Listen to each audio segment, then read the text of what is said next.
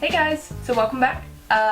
Continuing on with my little series about trying out a bunch of free underwear patterns and reviewing them, seeing what they're like and how they are to sew up, how they look on a real body. I've pulled out all of my knit fabrics to go through kind of what would be some good fabric to choose for each of these patterns. And so I've got my list of which patterns I'm using, making 10 pairs.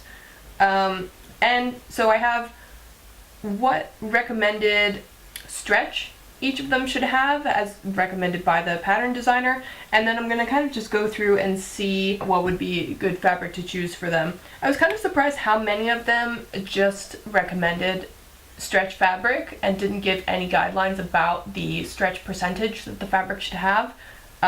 So for example, the Celeste from Olulu, the Maxine from Ivy Lalu, Make Bra Hipster, Sozo panties, those four all just said stretch fabric. Then the Acacia, the Stevie, both called for 20% stretch, at least 20% stretch. Noelle panties called for 30 or 40% stretch. And then the Be Bashful Bikini and the Rosy Lady Shorts both called for 60% stretch. So my original idea was to pick one fabric and then just make myself a little, army of like black panties, for instance, but I don't think I'll have enough black, and I don't know if it's the right stretch percentage, so I'll just kind of go through my scrap bag and see what I have. So one thing that every pattern does need, and that's the same with all of them, is some sort of lining for the crotch or the gusset or whatever you want to call it. Gusset is definitely a prettier word. And so for that, I have kind of these random cuts of like beige colored. Maybe I'll just use kind of the same fabric because I'm pretty sure all of these are cotton jerseys anyway. I got a bunch of these beigey ones that are in weird shapes. I got a bunch of them in a de-stash sale. That's a great place to just kind of get random scraps of fabric, and this is exactly what I intended to use them for anyway, so yeah, I'm glad that I'm putting them to good use. As far as colors, I've got some black here. What we see, I don't want to make white panties. I don't know why this small piece is in here. I'm not even sure if some of these pieces are big enough to use for panties. I do like this gray color. So it's not super stretchy in this direction, but it's more stretchy in this direction. Put that into this pile as possible ones that I'll use. And then this is a similar heather gray. Not very stretchy, not really that stretchy at all. It doesn't look like it has great recovery either. So you can kind of see that like my fingernail print, like that indentation is still there. And that's not really something that I want for panties, because if it gets like bagged out during the day, they're just going to be uncomfortable. This might be good for like a t-shirt that is not very fitted, because it's still kind of a soft, comfortable knit fabric. I don't really have that much. Maybe I'll make something for one of my kids. These are all ugly colors. I don't really want to use them. A dark gray. It's a nice like neutral color. This is very stretchy, so I'll keep this one around because there are a couple patterns that called for 60% stretch, and I'm sure that's gonna work out for this one. I think there's definitely big enough pieces for this, and it's nice and super stretchy, so I think that's a good possibility to use. It's very stretchy, it's very drapey, and it doesn't have good recovery, so I'm not gonna use it. This is another one. It's not very stretchy. It's also, I guess it could be cute as underwear though. I don't really want off-white panties right now. This is a good jersey, and it's nice, and it's pretty like, it's not like heavy weight, but it's pretty like substantial. It's pretty beefy. So we'll say that's a maybe. It's another dress. A bunch of these dresses are things that I wore when I was pregnant, and so they're not only kind of old and worn to death and make me think back to when I was enormous and pregnant, but they're also pretty stretched out in the stomach area. So this is pretty stretchy.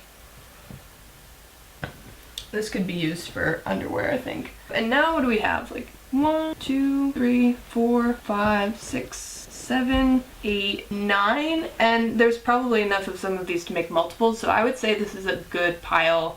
So I would say this is a good place to start for deciding on which fabrics I want to use for which patterns. These are all colors that I like. I probably have matching elastics for most of these colors. I would say what I'm most surprised about is that by planning on making 10 pairs of panties, I'm surprised that I still have so much scrap fabric. And it's definitely a little bit eye-opening to figure out how much scrap fabric I have. Actually, I'm not sure why I'm saving some of these pieces. The idea of panties being a good scrap busting project, it's not going to be useful for something like this. You could get a gusset out of this, but you can't get a front or a back piece out of it unless you're making like a really skimpy thong or something like that. You're really wanting larger pieces like this, and for something like this, you know, you could probably get a front or a back out of this, so you would maybe need like twice as much. And that's what you want to think about when you're looking for scraps. I mean, I think I saved some of these pieces with a very misguided idea that I could use them again. At some point you kind of just have to admit that some pieces are too small to do anything really worthwhile with. But yeah, again, I don't know what I was thinking with saving a piece like this, because I won't be able to make underwear with it. Oh well.